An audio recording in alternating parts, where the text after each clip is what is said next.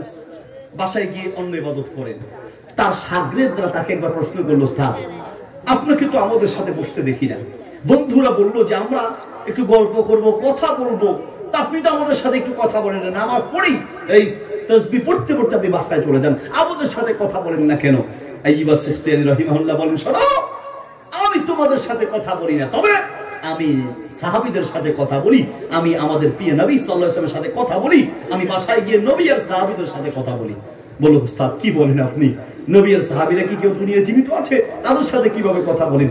তা আমাদের সাথে বলেন না, তাদের সাথে কিভাবে বলেন? বলছে শোনো, আমি বাসায় গিয়ে নবী সাল্লাল্লাহু আলাইহি ওয়াসাল্লাম হাদিস পড়ি, আর আল্লাহর নবীর হাদিস পড়া মানে আল্লাহর নবীর সাথে কথা বলা, সাহাবীদের হাদিস পড়ি মানে সাহাবীদের সাথে কথা বলি, তাদের সাথে কথা বললে আমি আনন্দ পাই। তোমাদের সাথে আমি বসি না, তোমাদের সাথে কথা বলি না, কারণ তোমাদের সাথে কথা বলতে বসলেই অমুক এই করেছে, তমুক ওই করেছে, সারাক্ষণ খালি মানুষের বদনাম নিয়ে বসে থাকো। এই জন্য তোমাদের সাথে কথা বলার চেয়ে সাহাবী আর নবীদের সাথে কথা বলা ভালো, ঠিক কিনা?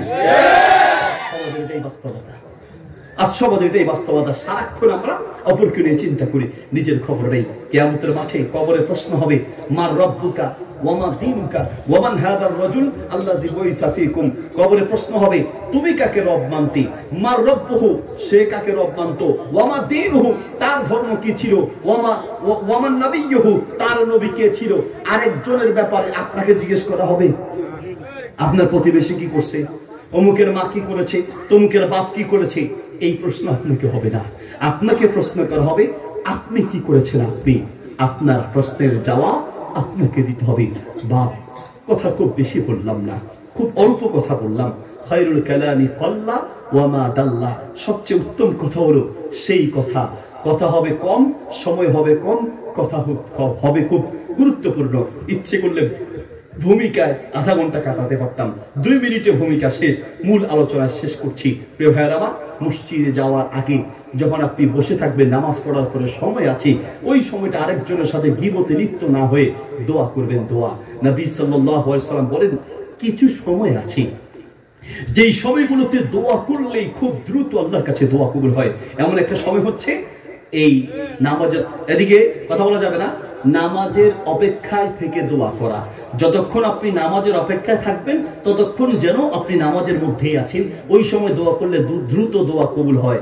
বাইনাল আযানাইন, আযান এবং ইকামতের মাঝের সময় দোয়া করলে দোয়া দ্রুত কবুল হয়। মসজিদে ঢুকেছেন, নামাজের টাইম এখনো 5 মিনিট 10 মিনিট আছে, সাথে সাথে আল্লাহর কাছে দোয়া করা শুরু করবেন। হাত তুলে দোয়া করা যায়, সিজদায় গিয়ে দোয়া করা যায়, আবার এমনি চুপে চুপেও দোয়া করা যায়। সময় আছে আযান এবং ইকামতের মাঝে, এই সময় আল্লাহর নবী বলেছেন দোয়া দ্রুত কবুল হয়। কাজে আপনি ওই সময় অবশ্যই দোয়া করার চেষ্টা করবেন। প্রিয় ভাইয়েরা আমার, দোয়া কবুলের সময়, গুরুত্বপূর্ণ সময়ের মধ্যে নামাজের অপেক্ষায় থাকা অবস্থায় দোয়া করলে দোয়া কবুল হয়।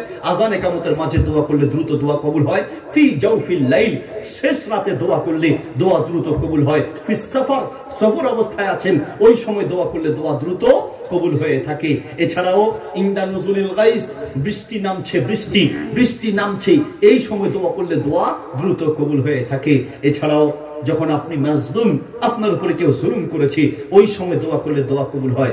মা বাবার খেদমতের উসিলা দিয়ে যদি আল্লাহর কাছে দোয়া করেন, সেই দোয়া দ্রুত কবুল হয়ে থাকে। এরপরে আপনি এক নামাজ পড়ে, জুমার দিন আসরের নামাজের পর থেকে মাগরিব পর্যন্ত, জুমার দিন আসরের পর থেকে মাগরিব পর্যন্ত এই সময় দোয়া করলে দোয়া দ্রুত কবুল হয়।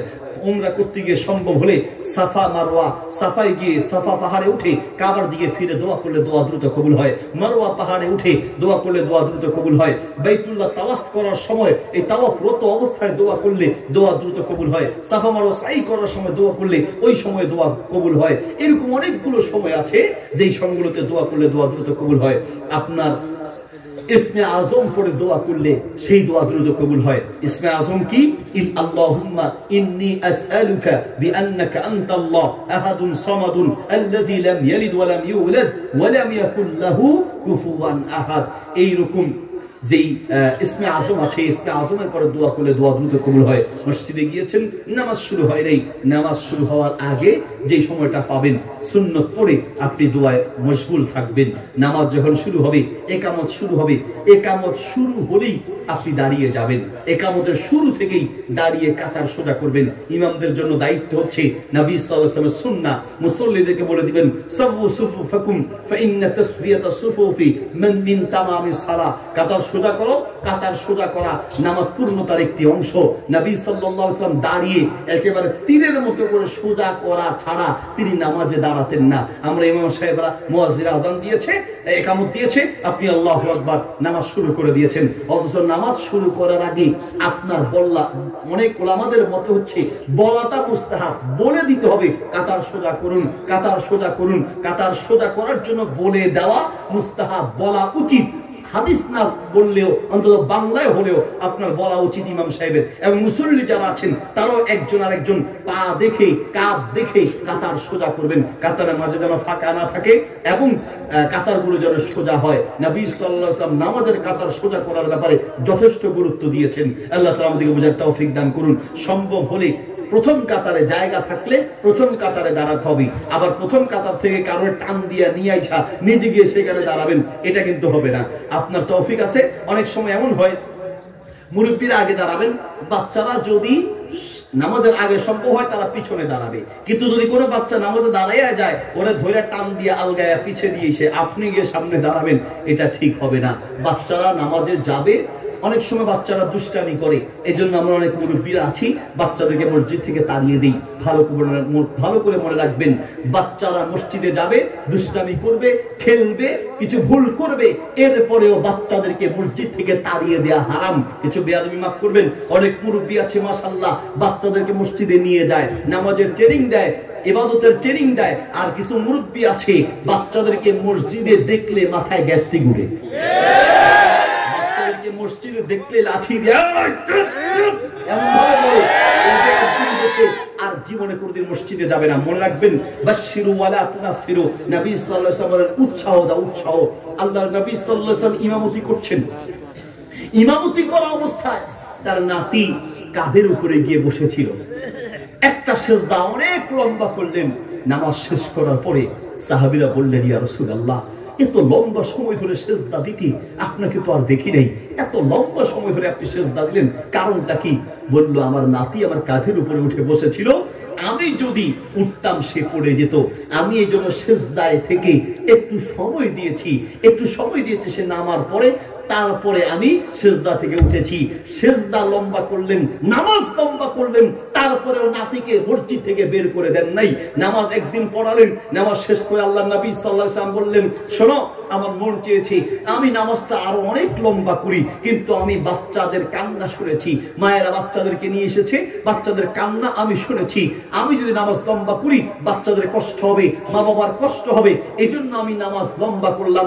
নামাজ লম্বা করেছেন, তারপরে বলেন নাই যে বাচ্চাদেরকে মসজিদে আনবেন না, বাচ্চাদেরকে মসজিদে নিয়ে যাওয়া সুন্নাহ, বাচ্চাদেরকে মসজিদ থেকে তাড়িয়ে দেওয়া হারাম। ঠিক কি না?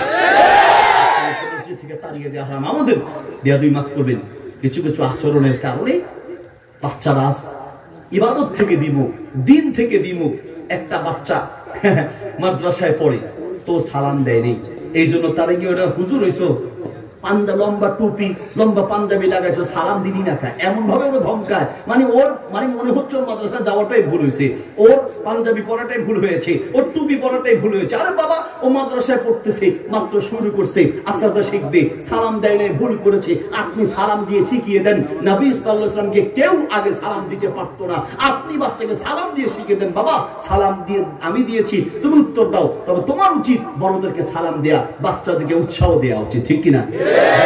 গালি দিয়া